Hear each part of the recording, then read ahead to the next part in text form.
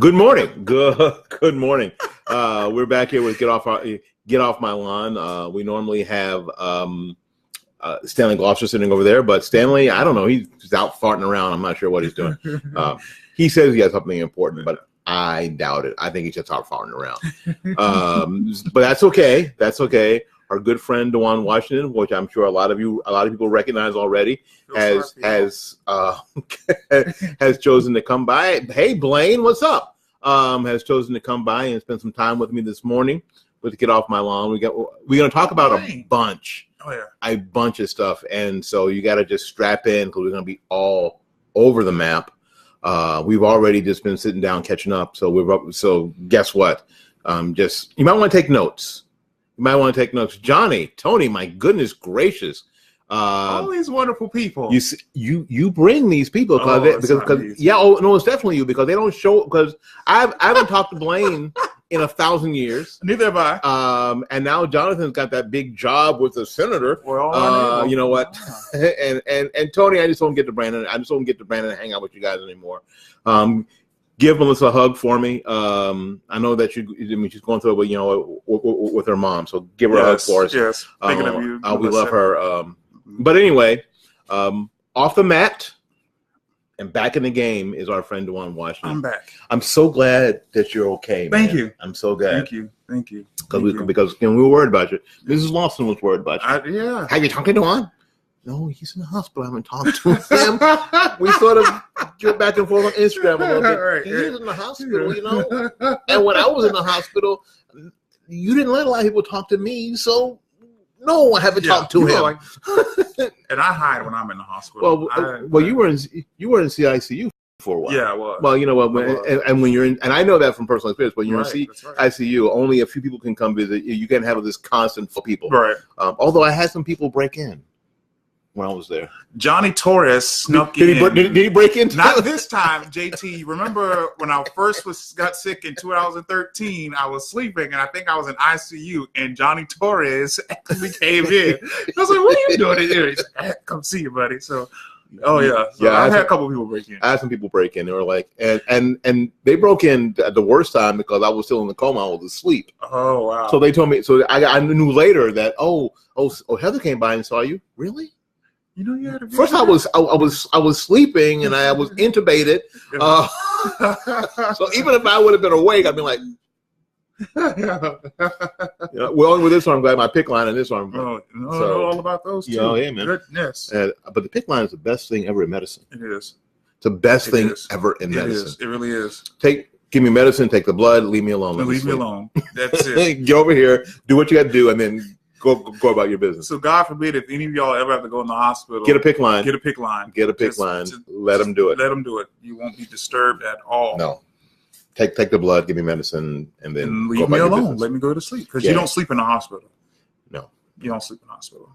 Only if you're in a coma. Only if you're in a coma. and I shouldn't say you're lucky if you're in a coma and you get to sleep. That's but at least you get to. But I was in for 3 days. But at least you get to sleep. But you get to sleep. But anyway, we're glad that you're doing good. That you're better, and that you're back in the game. Thank you. We were talking about some local things, but I want to go to the national picture first. I want to talk about our boy, your boy, my boy. I don't know. I don't claim any of these people because I don't know them, and they don't send me a check. So, 2 days ago was the beginning of the summit. Between. It's funny. Trump met with two Kims. Yeah, Kim Kardashian and then Kim the week of the Kims. It is the month of Kim, which I thought that was just the funniest thing. And he seemed to get things done in both situations. Of course. Making America great again. Well, about this idea that the way that he went about talking to Kim Jong-un, a lot of people were like, oh my God. And it seemed like he sort of bitch slapped Kim Jong-un. Doesn't it seem I think so too. He kind of bitch slapped him and said, okay, so you want to meet? Yeah, I want to meet. And then he started talking crap about Mike Pence. And he said, well, I don't think we're ready to meet. And then Kim Jong-un sent an attaché to the White House and said, yeah, we need to get together. Right. We need to get together, please. Right. And he said, no, okay. Right. And he seems to have gotten concessions on denuclearization. Mm-hmm. Now, I'm like everybody else. I think you're the same way. We'll just have to see how all that plays out. Yeah. I mean, all the details have not, all the nuts and bolts haven't been worked out. Right. But media is, well, a lot of the mainstream media is treating this like it wasn't that big, that it wasn't that big a deal. Mm-hmm. How come? Why? I mean, okay, so you don't have to be, I'm not a Trump sycophant. He was not our first choice. But, you know, when you don't you have to be an adult at some point and go, yes, well, isn't this is kind of working out, isn't it? You have to. Trump was my first choice. I'm not ashamed to say that. But when too late, you already said it. If you know me anyway, you know I'm not afraid. But I think what the problem is, it's just such a hatred for him. Why? You know, because he fires off tweets. He defends himself, which is what we, and you know this because we've talked about, we have been begging for Republicans. Stop taking the George W. Bush approach and let them attack you. Look what happened when W was in office. They dragged him through the mud. He said, oh, I'm not going to lower the presidency to respond to that. But then when, you know, you're out on the street, people were repeating that stuff. He didn't defend himself. So there's just this hatred and it's still this anger, the fact that he won, that they cannot accept it. It's been more than 500 days. Well, you know, we're talking about Democrats and quite a few never Trump Republicans. I mean, it's been 500 days. And I see, it's just me now, I know I'm right. I'm seeing that Trump is just going, he's doing exactly what your football team when you went to high school used to do when they were pounding somebody 62-3. Good old Armwood High School. And then some kid on the opposing team would get angry about something. We just go point to the score. Look, that's the scoreboard up there. That's how I was on the debate team. Check that out. Yeah. Let's look at the scoreboard. And it looks like Trump is like, promise, kept. Promise, kept. Promise, kept. Scoreboard. It's only the same people who are so outraged and, oh, it's appalling that we have the American flag next to the flag of North Korea. They were pro, oh, yeah, that's great. We're opening up relationships with Cuba. Oh, well, why hasn't President Trump talked about North Korea's human rights violations? Let's talk about Cuba's well-documented, well-known human rights violations. I know people who escaped Cuba, right? And they tell me these stories all the time of what they face, and they remember when Castro first took over. Well, you know what? And it seemed like the very same people were celebrating that they could now send money, go and visit. Right. There will be trade. Right. And things were great. You know, the local news media, the Channel 8 people sent people there that it was an historic event. And this is up until the 21st century. Yeah. But no one said, hey, excuse me, President Obama, what about their human rights violations? What about the people who have come from Cuba who have firsthand knowledge of these things? You know, they weren't talking about that. And now with hopefully, I think at some point, hopefully soon, the Korean War will actually officially come to an end, because a lot of people don't know that it never really came to an end. That's right. Right. They just, I think they got tired. Everybody got tired, went home. Everybody got worn out. What the hell? No, we'll post. I think I'll fight you through Twitter. Whatever. The hell with it. I'm too tired. Everybody just went home. Everybody went home. I'll look at you weirdly as we cross the street. I don't know if that's the best way to end the war or not. Everybody's like, yeah, whatever. We'll fight later. I'm tired. I'm tired. I want to go eat some eel or something. I just thought I think that's the most outrageous way to stop a war. Everybody just says, I don't want to do it anymore. Yeah, it's okay. I'm tired. You want to sign any paperwork? We'll deal with it in 50 years or so. My God. You know what? I need my rest. Exactly. So now we're in a situation where hopefully that will actually officially end. But now it seems like all of Kim Jong-un's saber rattling and stuff has sort of come to an end. I mean, there's pictures of Kim Jong-un hanging out in Singapore, smiling, taking selfies, hanging out. You know, and that's a completely different Kim Jong-un than we've seen. And I think it's because Trump sort of gave him what he wanted. gave him that attention that he wanted, kind of, but still within the parameters that were important to him. So, I know one of the parameters was that the United States and the South Koreans would delay any more military operations, but they had done that before, so it wasn't a big deal to the South Koreans. And speaking of this, the South Koreans and the Japanese, the people who are in that area, seemed to be happy. With what happened, because remember, North Korea had shot 1 or 2 missiles over Japan, and they were ready to into the Sea of Japan. And they were ready to say, we're not going to deal with this. And of course, Trump got blamed for that. But it's Trump derangement syndrome out there. People are real. It's real out here. But he got blamed for that too. Oh, well, we're going to be in a world war because North Korea, which is the same folks who said they couldn't find North Korea on the map or Japan on the map. John Legend, I hope you're listening to this podcast. John Legend. They couldn't find North Korea on the map. And Japan saw that as, okay, they're becoming aggressive and we're the wrong people to shoot missiles over and think we're not going to retaliate. So that's very true. So that plays into why the people of Japan were happy about it. Because in the end, nobody wants to go to war.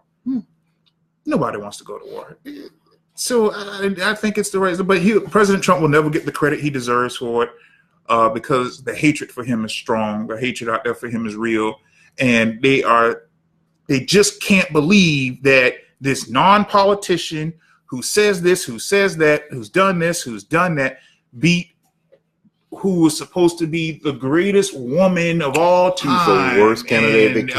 Oh my God, just the way she handled herself. And that he came out of and beat the chosen, the golden child. I guess she was the worst politician they could have chosen. People are tired of her. She was the worst. I mean, the worst. The worst. I mean, and she ran against, arguably, Trump did beat out, 790 other Republicans in the primary. Golly. Everybody was a Republican. I think I ran in the primary. I don't remember, but I think I ran. That's really. I think I signed up by mistake. And I think Stanley ran. I think we all ran. I think someone ran by mistake. I was like, I know all these guys. But he beat a bunch of folks. And he beat a bunch of folks because people were tired of the status quo. They were tired of the same thing. And I still think that this Trump derangement syndrome will guarantee that there will not be a blue wave in November, and will guarantee that those people will get another dose of Trump in 2020. Don't you think? I agree. I mean, they're just going to get another. You didn't like the first whooping you got? Let's see how you like this one. I mean, let's talk about this time. Put a little Sugar Avery P in there and see how you like that. Good old color purple. But that's a good point. You mentioned the blue wave. I mean, even here in Florida, which President Trump won Florida in 2016, we have a governor's race coming up. And I looked at the numbers on that, and the majority of Democrats are undecided in a Democrat primary. How's that possible? I think again, there's too many people, and it's going to be interesting. Thanks, Kim. We appreciate it. And I think it's interesting that I just don't see who beats Opie. I'm sorry, Adam. I love shout out to our good friend Adam Putnam. I love Adam Putnam. Adam Putnam's a great guy, and I've got an Adam Putnam story that I'll tell you later. But they don't have. I don't think they have anybody who can beat him. Now, if you don't know. If you look at every gas pump you go to today, you'll see Adam Putnam's name because he's the Commissioner of Agriculture, and they certify all the gas pumps. So you'll see his name everywhere. He's been everywhere in the state, doing agriculture, and has huge agribusiness money. Who beats him? Who beats Adam Putnam? I think the only serious candidate on the Democrat side is Phil Levine. I hope I said it right. Who wants to give a $4,000 raise across the board to every teacher, by the way? Which, if you know math, Democrats don't know math. Never mind. But they do. They just don't. They don't believe in it. They fool the hell out of me. They know math. They know, but they just don't believe in it. And math wasn't my strong suit, but I know a little bit of economics. Every teacher a $4,000 raise. That's great, Willie. We should so do that. Yeah, okay. But I think he's probably. I would take him serious out of all the Democrats. How about Andrew Gillum? Yeah, now that train wreck can take off. Yeah, I mean, because Andrew Gillum spent a lot of time in Tampa Bay. Yeah. He's actually been to the 5505. That's what they call it over there on Hillsborough. Just off Hillsborough on 50th Street. He's been there a number of times. I know that I think he was at the candidate roundup on Saturday. He had a representative there. Oh, did he? Okay. I didn't go, but from my understanding, he had a representative. Okay, so he understands the Tampa area and I for a court order important anyway. Andrew Gillum, you don't know who he is. He's the mayor of Tallahassee. Who's spending a lot of time this year not being the mayor of Tallahassee. And if you go to Tallahassee and look at the crime there, you're like, oh, okay. Allegedly, which is pretty. You can look up the statistics yourself. Yeah. That one. Yeah. So I'm not sure if these mayors have the personal recognition around the state to do well. Which is probably why Pam Iorio didn't run when she had been as successful a mayor of a major city in Florida as anyone, frankly. And they were pushing that campaign. And they were pushing, and people wanted that to happen, and she decided not to. She said that she would finish out her term as mayor. And Bob Buckhorn, Buckhorn, the same thing. Thank God he's not. Hey, Fred, Joe Wicker. Wicker. I think that's been the thing. So I don't know anybody on the Democrat side who's a real threat, because they can't keep dragging. I mean, they can't keep pulling up. What's her face? Who ran the last time? Alex Sink. Yeah. You got to leave that polling alone. And I like Alex Sink. I went to school with her children. Her son and I were on the debate team. I'm still friends with her daughter. I mean, did I vote for her? Good God, no. And how dare you, Willie? I'm appalled by what you said, by the way. What? You said they don't have anybody serious on their side. My God, what about the great, illustrious one-term Congresswoman Gwen Graham? I mean, she's Bob Graham's daughter. That's all I keep hearing, even in the commercial. So the daughter of Governor Bob Graham. I'm Bob Graham's daughter. I'm Bob Graham's daughter. Yeah, I'm Bob Graham's daughter. That Bob Graham, that short-order cook who brought back the death penalty of Florida, by the way, black people. Oh, but she's a Democrat, so that's okay. That's okay. So he wasn't even in office when I was born. Well, he was in office when I was at Florida State University, and brought back the electric chair, and signed a whole bunch of death warrants. So I thought y'all weren't against. I thought y'all weren't for all that. They're mostly supporting Andrew anyway. Aren't there a lot of black folks supporting Andrew? I think so, because Andrew happens to be black. By the way, I didn't mention that. It's the Obama syndrome on that side.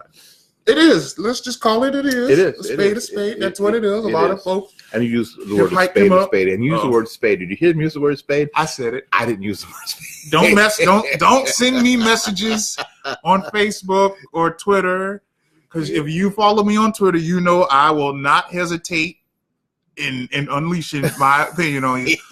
Dawn, how could you say spade? Don't send me your messages. Don't tweet me, because you will not like my reply if you got offended by what I just said. I just don't think there's anybody of any gravitas. I don't think there's anybody that can really threaten Adam Putnam at this point. So let's look at the other race. The other race is between basically two white guys. So black people don't care, or they just care because they're Democrats and they're wearing the blue jersey. Bill Nelson, who's been in Congress for 45 years. 45 years. My favorite phrase of all the commercials that Rich Scott has done is that somebody in one of those commercials says 45 years is enough. It is. I think that I'm going to get on Teesprings today and come up with a T-shirt that just says 45 years is enough. Make sure you trademark that and make some money off of that. Well, yeah, 45. That is. I'm 29 years old. 45 years. And we're still doing great. I want to be your son. 45. Is that not enough? That's more than enough. Good. It's the power thing. Oh, my goodness. Bill Nelson. Oh, my. 45.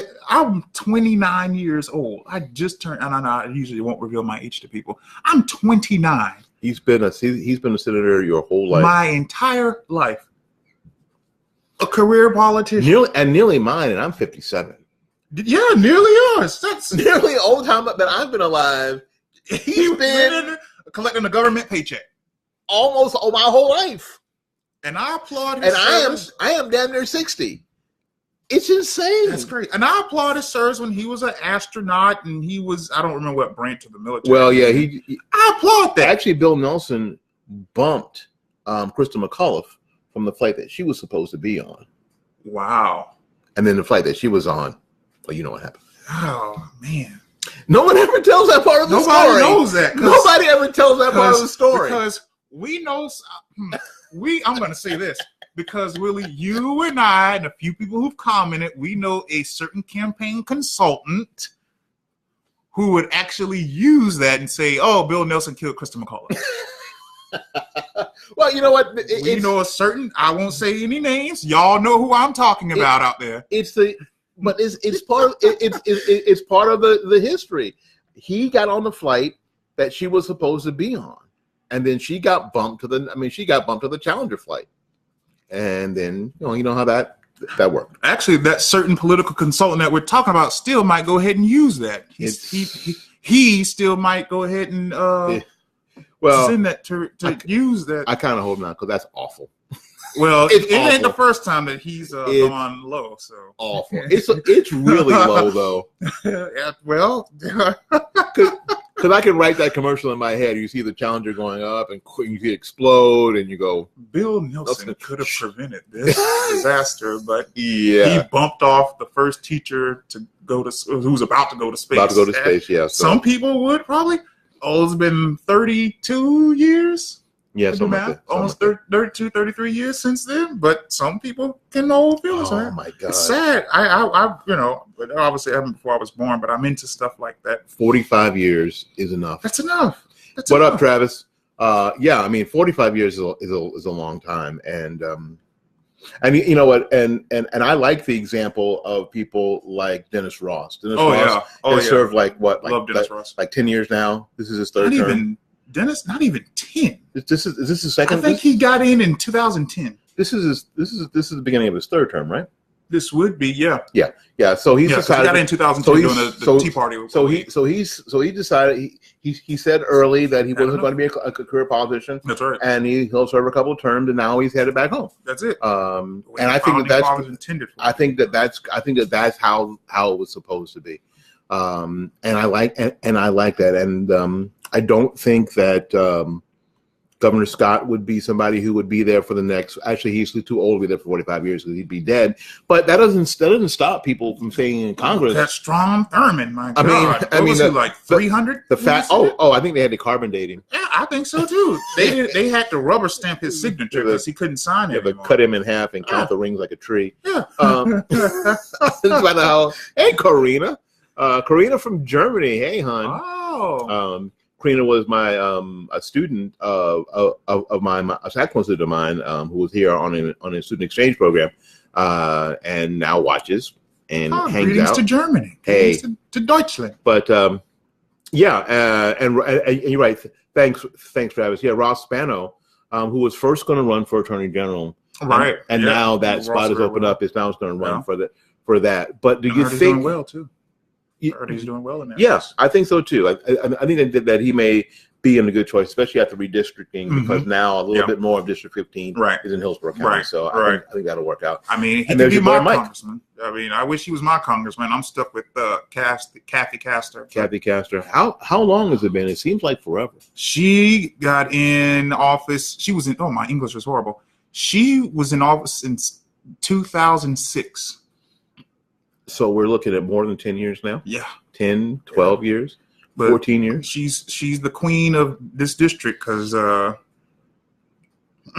anyway, she's queen of the district. They ain't going to never vote her out. They see a D behind her name, and that's great. I had someone argue with me. They thought that they were voting for Betty Castor. I think in the beginning people did. They thought they were running. I think in the beginning people did. Kathy ran you herself. I told the lady, I said, no, ma'am, she did not. Yes, she did. No, ma'am, she didn't. I said, that's Betty Castor. Betty Castor, her mother. Oh. And it was interesting. It was interesting in the first few campaigns how Betty Castor was absent from all the campaigns. Right. I think they lived knowing that people would make the mistake and thinking that was her mother. Oh yeah, that's why she doesn't use her married name. That's what she's using her married name. I think her married name is Allen. I believe her husband's last name is Allen, if I remember correctly. But she goes by her maiden name. She's going by her maiden name. Because she knows. Speaking of Castors, let's make this switch to the mayoral race. Ooh. So we've got a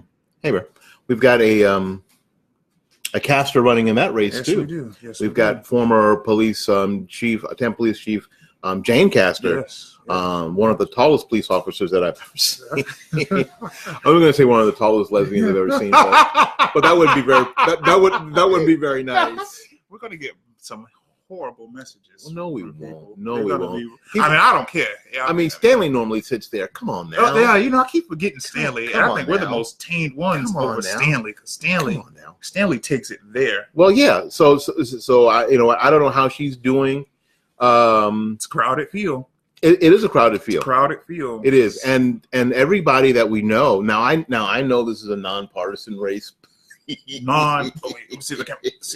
Non-partisan. Yeah, but everybody's Democrat in this race. And if you live in Tampa, you know there's no such thing as a non-partisan anything. We would turn a dog catcher's race into a partisan race. Yeah, that's exactly right. So we would.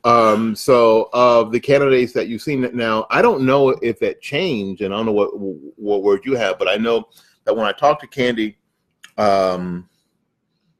I guess that Thursday before the candidate roundup, they didn't yet have a mayoral candidate scheduled to come to the roundup. I'm not surprised. If that's the truth, I'm not surprised.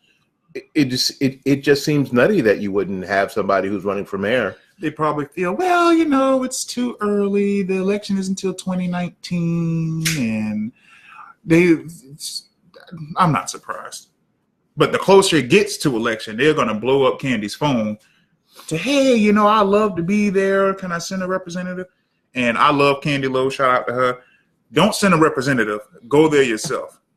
Hey, Mike. Yeah, this whole sitting a representative thing for local races is, unless you're in a hospital or unless you have somebody in a hospital. Or, I mean, yeah, okay. So if you're in Washington D.C. and there's a big vote, send a representative. Yeah, that's understandable. But if you're just downtown, get in your damn car and drive yourself. Yeah, seriously, you ain't that busy. No. Goodness. No, that whole 1%er, I'm sending a representative. What? But that race is for mayor's race. There's a lot of people. Harry Cohen. I was thinking about Harry Cohen. I think Harry Cohen was one of the people who had late scheduled to go to the roundup. Who else is in that race? Mike Suarez. David Strass, the billionaire David Strass, who business people are my heroes. Although I didn't like his Time articles when he was like, "Oh, I never vote for Trump again," which whatever, fine. But billionaires are my heroes because they know about business, which means they usually would know how to deal with mayoral decisions. I wouldn't say mayoral decisions, but they know how to deal with executive decisions and knowing how to run a city. So you would hope anyway. You would, yeah. But of course, we know Jane is running, and allegedly, rumor, a former one-term state rep is considering running for mayor, and I'm gonna leave it at that. A former one-term of our district. One term? That looks like us. Holy moly. Allegedly. And if he watches this, he's going to be like, how did you know? I know everything that goes on in this town. It's me. I know everything that goes on in this town. Okay. So we'll see. Allegedly. But we'll see how all that plays out. Oh, and allegedly. Oh, allegedly another. Oh, yeah. I heard this from the other candidate running for state rep in the district. Allegedly, if somebody says it, I'll say it. No, Travis. Allegedly, a certain county commissioner who's been in office for 800 years is also thinking about running for mayor. Yeah, I think I heard that too, but golly, I hope not. Oh my God, Tampa, y'all will really go backwards if y'all. Okay. So now, yeah, somebody who's been happy with being the tiebreaker on the commission for all the time that he's been there. Yeah. Not bringing anything of any consequence to his district at all. Just been used to being a tiebreaker, and you know what, and waving the Democrat flag because he cares about monuments and not a lot of us don't care about that. Like I had that conversation with the candidate who's running for state rep. Her and I talked about that. And she says, and she's a Democrat. And she says, I don't care about that. And as Mike Fluno, you're listening, we had this conversation Saturday night when we were out to dinner. This county commissioner and his wife have both been in office since before I was born. They didn't care nothing about no Confederate monument, flag, statue, song, whistling, I'm ready to go home to Dixie. They didn't care nothing about that. Now, all of a sudden, out of political convenience, we're going to lead the march on getting rid of monuments and flags and all that nonsense. So, but allegedly that county commissioner is thinking about running for mayor. Jesus. As I stood in my living room watching the county commission meeting, and I saw Les Miller sobbing. You hear me? Sobbing. When commission finally decided, we'll remove the Confederate flag out of the lobby. The very same lobby that he'd walked in and out of hundreds of times. And didn't break down there at the security desk ever that I know of. He's on the dais sobbing. I'm standing in the middle of my living room just stunned. Oh, way to go, East Tampa. Freaking that's who represents us on the. I didn't vote for him. I've never voted for Les Miller. And I will not tell you what I said out loud in my living room. I just won't. Because I'm not going to do that. You're a gentleman. I'm not. I'm just not going to say what I said. But I was stunned. I was absolutely stunned. He just broke down and was sobbing. This is a great day for freedom. I'm like, I was like, please. How long have you and your wife both been in? Your wife was on city council since God knows how long. She didn't care nothing about that. You've been state legislator, county commissioner. You didn't care nothing about that. Now all of a sudden, but when it became politically expedient to start tearing down monuments and removing flags, I want to leave the charge. Now, and it's funny, they were hardly leading a charge. They had come in on the back end, and were just trying to, like your grandma when your grandma used to beat you, and she used to say, "What, you just want to be seen? You want to be seen?" I was a good child. I didn't know about that. I was. That's my grandma. She'll tell you. I was a good child. You're still a good child. Well, I can cuss a lot now. I when I was people have noticed. My wife has noticed how sweet you are to your grandma. Well, of course, that's my heart. That's my soul. Yeah, and whenever you guys used to come into the branch, you would always tell me how sweet you were to her. So you're a good grandkid. Yeah, thank you very much. I got to be somebody's favorite something. That's the truth. I get in so much trouble politically with folk. Well, you know. Oh my goodness!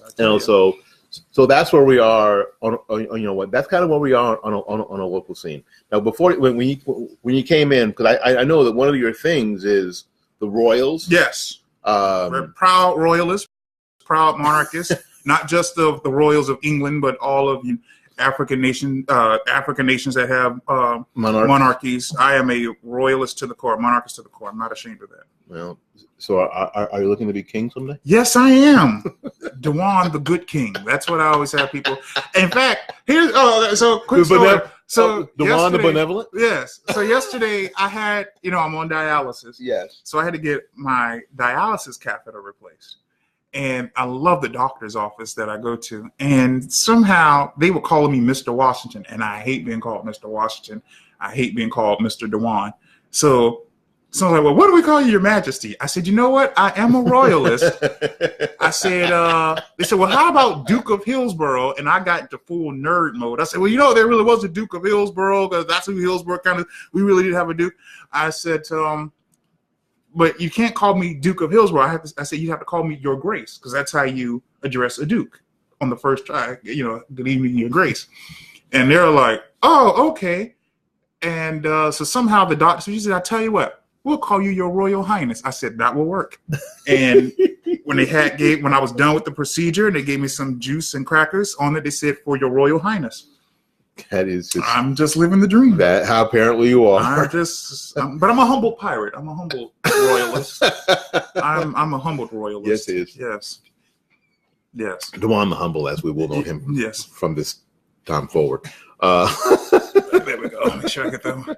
And many of you that know me know this is my way. Whenever we're at political events, Johnny Torres, Mike Fluno, y'all know this is my wave all the time. Y'all see me do that wave. But you can't do it like this because you got the wings here flying, which is why they don't do that. By the way, God save the Queen. But yeah, y'all know I do my royal. So wave. we were talking about that, and and we're thinking about it because what's his face? I don't remember what he's Prince Harry. Yeah, Harry just married this biracial chick. Yeah.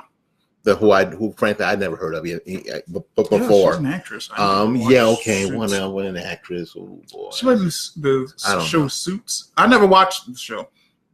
I know it came on still comes on, I don't know if it still comes on the USA Network. Oh boy, one of the big ones. Yeah.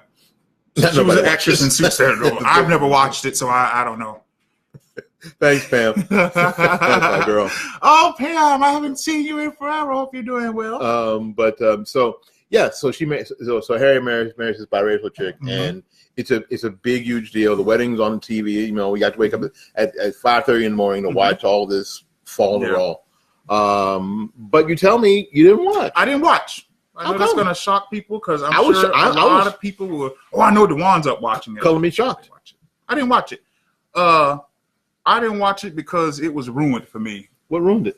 Now you're gonna have to explain this to your listeners. No, I'm not. You're gonna explain about because you're here. It's better that you explain it than I explain it. Your cousins, them, not your cousins, them.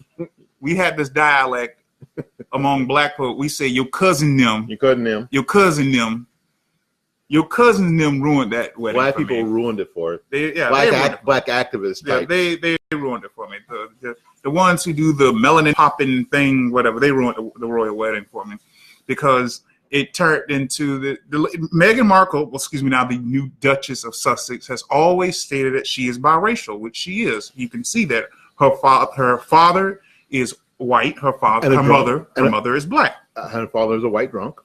Well, yeah, and her mother is, I agree. And her mother is black. White trash. So, but she has always stated that she is biracial. Well, of course, Willie, your cousins, them, turned into black girl magic, black girls rock, and some other stuff. And I had to tell them, okay, well, y'all ain't finna run the House of Windsor. I guarantee she ain't gonna be queen. You know, she's nowhere near being queen. She's not. She's honestly isn't. All those people could die today. All of them, and she wouldn't be queen. She would be Charles William. She would be Harry is 7th in line. See, I knew. So she would be queen consort, but the likely chance of that happening is so. See, I knew that you would know. Oh yeah, of course I would. I know that you care about. Yeah, of course I would. He knows this stuff. Yes, this is what I do. I've studied the history of all monarchies. I love it. It's just something that fascinates me. I ain't telling y'all to go out there and go be monarchists. I don't care. I won't. Myself, it's something that's always fascinated me. So yeah, I couldn't watch it. It was ruined for me. Oh, we got a black princess. I'm like, she's not a princess. Even Catherine is not a princess because she's not of royal blood, you know. So I didn't watch it. I couldn't watch it. They messed it up for me. But I wish them all the happiness. I'm sorry. I'm used to your cousins and them ruining stuff for me. My God. Maybe that's be your new YouTube channel. Black people ruin everything. Oh my God!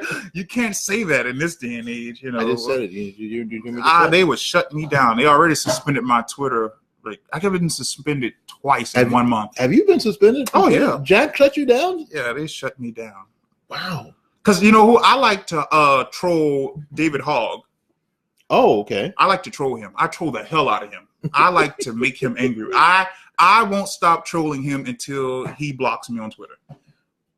If he would just block you, that could be, because that's what Cher did to me. All the problems on Twitter that I caused would go away if David Hogg would block me on Twitter. I like to educate him. Oh, we have a democracy. I said, you know, if you knew anything, you would know we're a republic, not a democracy. So don't go lecturing me about my gun rights. Don't go laying down on the floor in Publix because, number one, my grandmother is 70 years old. I will whip your ass. If she trip and fall over you little bastards, I will not hesitate to knock the hell out of you. Yeah. So I like to troll him, and I like to troll quite a few people. He's my number, and John Legend, of course, which I hope to God John Legend John, I'm making you famous, sir, now because I've mentioned you twice. I hope John Legend sees this and knows that I don't like him, although I told him you can't even point out North Korea on a map. Well, I said the Korea Peninsula on a map, so don't give me your foreign policy expertise. Yeah. I'm not sure when John Legend became, I don't know if he's been talking to Condoleezza Rice and became an expert. I don't think he would talk to her either. I think he hates all Republicans, which is fine. Well, you know, she's probably a better piano player than he is. That is true. Because John Legend, I don't listen to you. I don't like you like that. You or your wife. So I'm thinking that she probably plays piano better than he does. She is classically trained. Yes, she is. She has played for the Queen. She's good. Well, see, she's a good player. She really is. She's very good. Okay. So we didn't talk about Parkland because you weren't here before. We didn't talk about, but you brought up David Hogg. Yeah. Why do you think the left continues to ride on this kid? They look at him as the great messiah for the left. They want to paint that garbage because, oh, he's young, he gets it, he's leading the charge. He's woke. He's woke. I tweeted almost said a bad word. I know. I know. It was coming right. It was right on my shoulder. Because I cuss so much, y'all, so you have to forgive me. Every other word out of my mouth is a cuss word. This is the most I've gone without cussing. 42 minutes into the non-swearing mode. That's true. That's a record for me. He just, I had to, it's mean what I said. Well, I don't think it was mean what I said. I tweeted him and told him, I just knew this was going to get me blocked from him. I said, number one, I don't like you. I don't respect you. And I'm not afraid of you. Because everybody seems so afraid to get on his bad side. Well, you see, he was trying to play both sides against the middle. It's like, oh, he was his victim kid. Yeah. But he's his strong advocate on the other side. Yeah. So you can't be a strong advocate and then run back and hide. Say, right. But I'm just a kid. I'm just a child. And hell, I think, and I said this to him too on Twitter. Of course, he hasn't responded back. He hasn't blocked me yet. I say, you only now want to protest gun violence now that you've seen it up close in your, and a lot of liberals are like that. A lot of white liberals happen to be that way. You know, the only time now when they really want to protest violence or do something about when it's finally in their neighborhoods up close and personal. That's how liberals think. You know, how many times have we talked about Chicago? Oh, well, you can't talk about Chicago. That's you're just being racist and ignorant and that shouldn't be tolerated. But now, when it's in a liberal's neighborhood, up close and personal, now it's time, because I guarantee you, David Hogwash, yes, David Hogwash, I guarantee you wouldn't at no gun rally, anti-gun march before Parkland. No, you know, it's interesting that there's a site called HeyJackass.com and you can, it's called HeyJackass.com and you can look up the daily statistics of what happens in Chicago, and Illinois has some of the toughest gun restrictions. Yes, it does. It has all the common sense gun laws that you can imagine. Yeah. And all hell's breaking out there. I mean, breaking out there. It is the murder capital of the country right now. It's absolutely incredible. It is absolutely, positively incredible what's going on there. And you're right. Teen pregnancy wasn't a problem as long as black teens were getting pregnant. That's true. And as soon as Tiffany in the suburbs started getting knocked up, now we've got this epidemic. That's true. Frankly, drug overdosing has been a problem in black communities since jump. Mm-hmm. And now, when white kids are overdosing, now we have we got an opioid epidemic. Epidemic. This sort of violence that we see just the general violence that we see that's starting to slip into the suburbs has been happening in the urban core of America for a long, long time. Yeah. And the thought was, it's just how those people are. Yeah. Yeah. I mean, look, we obviously, y'all know Willie and I, we live in Tampa, and it maybe a couple times, but the last decade, about 10 years or so ago, it seemed every week a young black male was being shot down in the street by other young black men.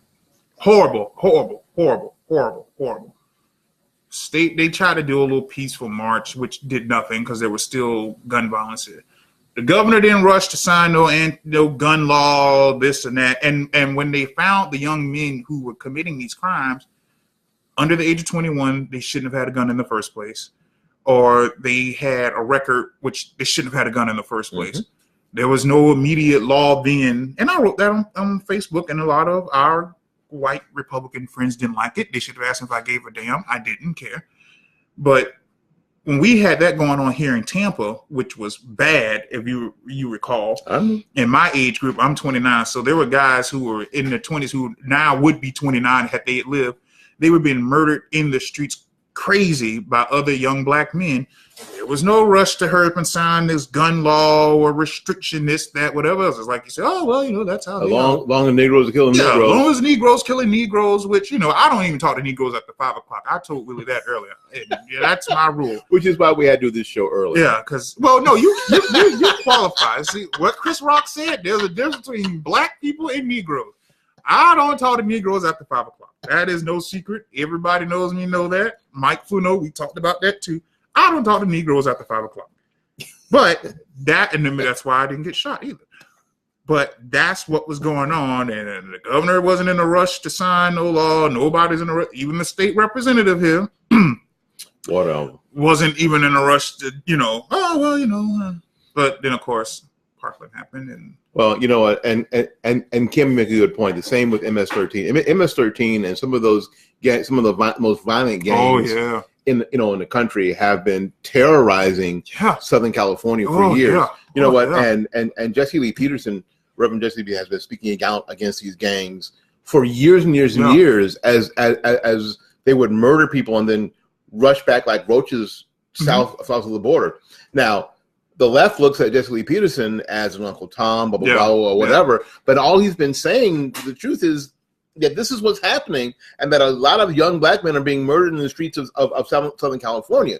But now MS-13 has moved to places like Long Island. Yeah. And now they're like, holy crap, what are we going to do by MS-13? We never heard of them. Although, somebody on MSNBC was talking about that this is one of those gangs that they never heard of, except MSNBC does a show called Locked Up, where they interview people in MS-13 and those gangs all the time. What do you mean you never heard of them? That explains why MSNBC's ratings is garbage.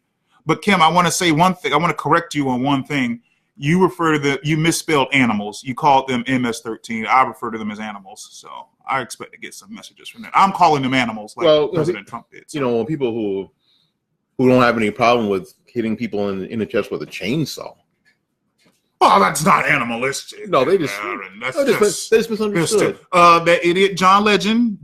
I hope to God this podcast finds you. I want you to see how it's so bad. Like you just irritate me. Of course, he went on the defense on Twitter about that, and how can the president dehumanize these people? They're still people. We need to love them. And I tweeted that idiot and said, why don't you talk to the families of those two young ladies who were murdered by those animals? You think they care about being called animals? And sure enough, the next day, the father came out, one of the girls, and said, they are animals. I think they're worse than animals. So yes, John Legend, you will always be an idiot in my world. Animals very rarely kill people for giggles. That is true. That is true. They animals kill other animals for protection. They kill other animals for food. Right. They hardly kill them for fun. That is correct. Yeah, and animals don't torture. You're absolutely right. Yeah, exactly. Yeah. According to HeyJackass.com, I love this website because I love the name HeyJackass.com. Call a lot of people. June to date, shot and killed 21 people. 21. Now here recently, last year, we had the Seminole Heights killer. Oh yeah, 4 people. 4 people. Sadly murdered for obviously no reason. CNN's here. Everybody's covered. We got helicopters. Yeah. People are getting stopped on the street. Yeah. All hell's breaking loose like this is Armageddon. Yeah. Chicago, this month, 21 people shot and killed. 24 homicides. This week, it's been 5. This week, 5 people got shot in Chicago. This week, were shot and killed. Year to date, 191. Well, there's something when they tell you Chicago's worse than Iraq. I've heard that. So I was like, no, it's not. Chirac. And yes, it is. 191 killed this year. Is it Chicago President Obama's? Okay. Well, yes, is where he's from. Well, I mean, I'm not blaming him. He did a lot of work. He did a lot of work there, but I am blaming Rahm Emanuel, who used to be his chief of staff. Man, isn't he something? And once again, your cousins knew. This man went on record. Oh, we're gonna protect the illegals and this and that. Why don't you give those resources to protect these people, these children who can't play on the freaking playground? They have kids being shot and killed by stray bullets on the playground. A person in Chicago is shot every 3 hours and 20 minutes. Somebody's murdered every 17 hours. But we're protecting the illegal immigrants, according to Rahm Emanuel. They used to call him Killer Fish Emanuel, something like that. Dead Fish. Dead Fish Emanuel. They used to call him that. Yeah. Something? So, see, folks, I'm 29, but I know my stuff. You remember. I remember that. I mean, it is, and of course, now the people who are under the most fire are the police. There have been two Chicago Police Department officers that have been shot. There've been, I think, in the entire state this year, there has been like 4 police shootings in the whole state. and by the way, prayers to the police officer that was shot yesterday protecting children. I don't know if y'all heard about that. I know his name is Officer Valencia. I don't know. I know he was in critical condition yesterday. I don't know what the update is on that today, but he. From what I understand, that he is still. We heard from his wife. He got shot in the face. He's still in a coma. But there are some signs that he is becoming responsive. Good. So he is not awake yet, because there was some moron who killed like 4 kids and then killed himself. Why not just kill yourself first before you go killing innocent people? That's what I would never understand. Just go if you hate the world, just kill yourself. Leave everybody else alone. Yeah. So he killed because he was mad, and he killed those kids because he was mad at his ex. So he killed the 4 kids, and then he killed himself. But he shot the police officer who showed up on the call. And this morning I heard on the radio that that officer is recovering. Good. He's still asleep, but he's responding. Good. Hopefully that will work out. That's a simp move, dude. You killing people over a woman who don't want you. That's a simp move. I don't have respect for simps. That's what people are. My wife and I did, and you might have seen our show on Monday was about depression, anxiety, and suicide, because suicide's back on the front page because of Kate Spade and Anthony Bourdain. So that is that. Thank you, Stanley. Stanley has time to be on Facebook, but he can't show up at my house. That's okay.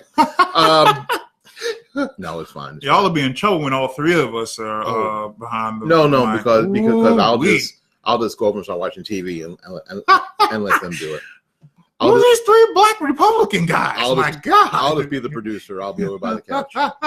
But you know what? So that's back in the spotlight. And although this person who shot police officer, as far as I know, that he wasn't black. What about these issues of mental health as as black people look at them? Mm-hmm. Because you know what, we don't go to counseling. We don't go. That's true. We don't do psychotherapy. That's true. We don't talk to anybody. We don't believe in that. We don't believe in that. Black people's answers: you better just pray to Jesus. Well, you do that too. You do that too. But that shouldn't be your only. But you know what? Your only counseling session. Well, I think that sometimes that in our community, a lot of people suffer from a lot of there's a lot of mental illness. There's a lot of bipolar people walking the streets. That is true. It's funny how that's taboo in our community. Everything. Remember, homosexuality used to be taboo in our community. Now that's acceptable, which is fine. I don't have a problem with gay people. I don't care who you sleep with. But in the black community, homosexuality was so taboo. You wouldn't dare being black and gay because that, whatever. You would think being open about mental illness and counseling wouldn't be so taboo. But why is it still taboo? Yeah, I don't know. It's sort of like black people look at it as some sort of personal kind of weakness. Yeah. We all got problems. I encourage people to go seek counseling, get help. I've never had an issue with that, but we as a people, we do not believe in that for some reason. Yeah. I shared. You're right, but I shared Monday after my heart surgery. I sat in this house and I was depressed. Yeah, I was. I mean, when your heart stops and they put the paddles on you, you know what? And then and my wife and son were in the room when I went down. Mm-hmm. So yes, they suffered a little PTSD. Yeah. Because right before my heart stopped, I was screaming that I was drowning. So it wasn't like it was a real chill. Yeah. One morning. So they suffer a little. I mean, they suffer some PTSD. Mm-hmm. So, but you know what? If these things happen, man, you gotta talk to somebody. I think that our community needs to improve in a lot of areas, and I think that's one of the areas they need to improve in. Before we are walking down the street pushing a shopping cart talking to ourselves. I agree, and I would volunteer that you all can call me, but again, my rule: I don't talk to Negroes after 5 o'clock. So you have to call them like 5 in the morning. You gotta call me. My call hours early. The earlier the better. 5 a.m. My hours are from 12 p.m. to 4:59 p.m. You can call me and talk to me, but I don't talk to your cousins no matter 5 o'clock. Yeah, Stanley says we use weed and alcohol to cope. There is a lot of self-medication.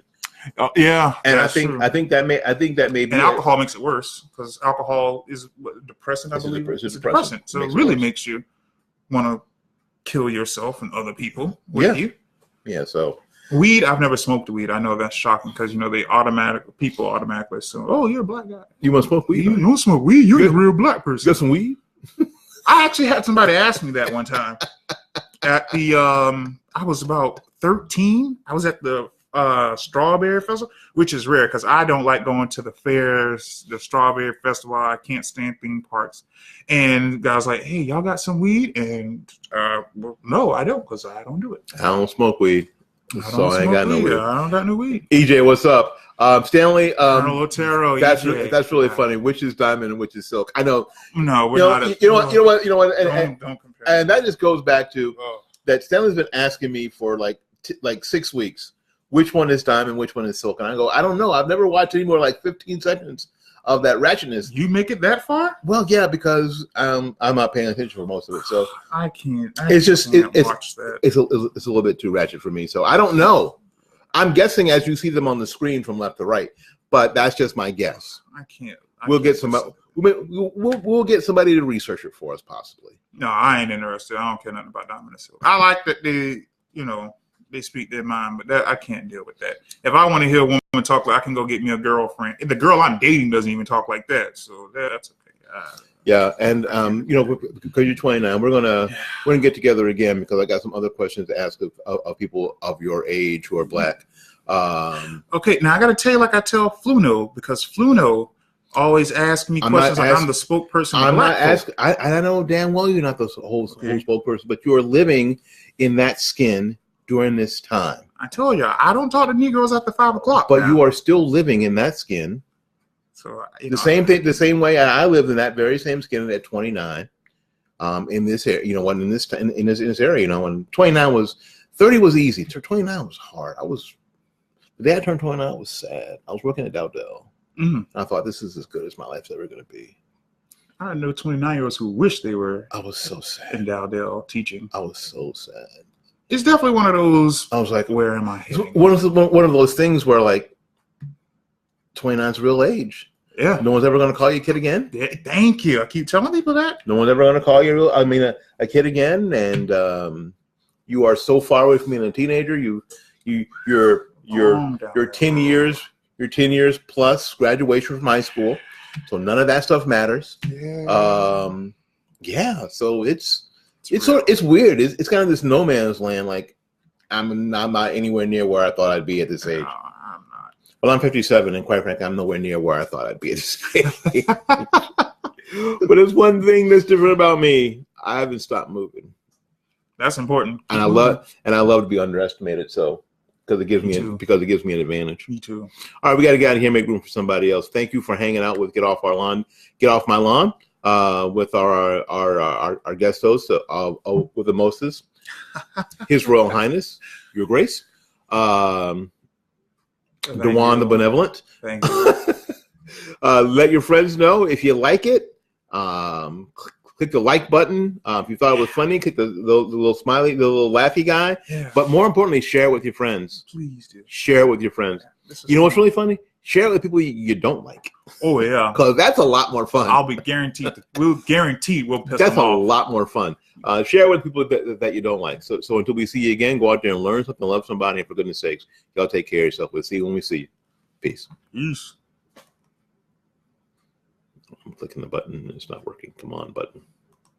Button. Who has the damn button? You see, I'm clicking the button, right? Yeah, I see that. We're still here. Oh, maybe they want us to do an encore. No encores. No, you have to pay money for encore.